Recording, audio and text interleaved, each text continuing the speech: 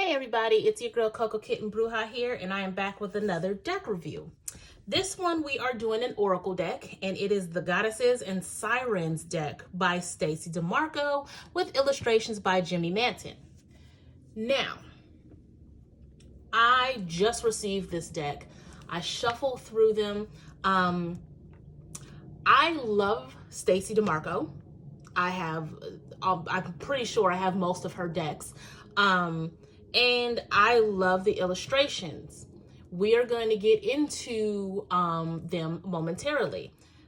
With this particular deck, they are on the large side. The box is a little bit larger than I am accustomed to from a Stacey Demarco deck. But it is a two-part deck.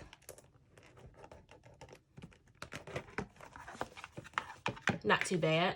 It's a little flimsy though. I got them from Amazon and they came a little dinged, but you know, that happens when, you know, you're shipping stuff. And let's get into the book first. Now the book is pretty comprehensive. It's typical for Stacey Demarco. She gives a lot of information. We have our table of contents here. An introduction. This is very much a women's empowerment type of deck. Of course, anybody can use them, but we're talking about this is definitely feminine energy coming from this particular deck. We go to how to use the cards, different things you can use to use them in rituals, different spreads, different things like that. Usual for Stacey Demarco guidebook, right? And then we start getting into the cards. So for Aphrodite, we have the full message, the shadow side, symbols. There's an invocation here. It goes into, it's very comprehensive for this particular type of oracle deck, giving you the history of the goddess or the siren, and how to work with the card in particular, on top of the actual message. So I think it's pretty cool. And I know you guys can hear it in my voice that I'm not as excited as I normally am about a deck, especially a Stacey Demarco deck. And I'm going to go over the reason why now. So let's just start looking at the cards, right? Very powerful imagery, very strong women, right? Brilliant, brilliant, brilliant. Here's the first issue I have. Bast being Egyptian, and I feel like this is not the best representation of Bast. I feel like she shouldn't look like that. Now, that is going to cause some controversy in my comments. I'm probably going to get some thumbs down on this particular video. I don't really care. Bast shouldn't look like that. Bast doesn't look like that. Now, if you wanted to have this particular card and not offend anybody, she should have been cat-like to avoid any issues. But that is not how Bast should look.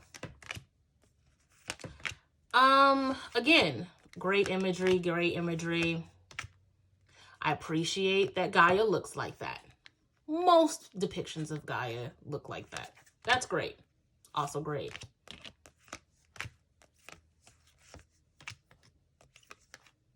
I'm a little iffy on Isis.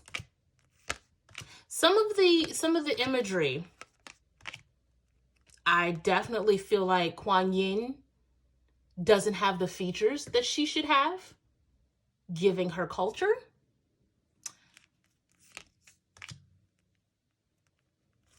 And, you know,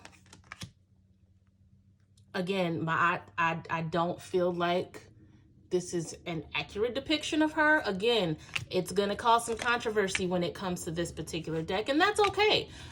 I feel how I feel as far as this particular deck. Will I still use the deck? Probably. Because I know how I feel about the imagery and how they should look to me.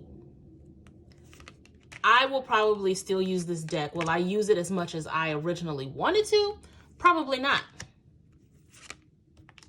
I will use the guidebook when it comes to looking up a lot of these deities. They absolutely got this one right. I will say that. Now, color-wise, they probably could have did a better depiction, but I am absolutely not mad at this particular card. I don't have the connection I wanted to have with this particular deck, and it's mainly because of the imagery. I feel like they could have done better with some of the imagery, and you know what? That's okay. Some decks are going to miss the mark. Stacey Demarco is still an amazing creator when it comes to Oracle decks. Obviously, this is going to work for all skill types because it's more of an oracle. So the messages are there, they're straightforward, and then you can always draw your own interpretation based on the imagery. I have to give this deck a 6 out of 10 just because I don't connect to the imagery the way I would like to. However, the guidebook is comprehensive. The guidebook is awesome. Cardstock wise, it's typical. It's not super thick, not super thin. They're a little on the large side for oracles. They're bigger than a playing card. And the price was under 20 bucks. Definitely under 20 bucks on Amazon. So you guys let me know how you feel. I wouldn't be surprised if there was some controversy in my comments.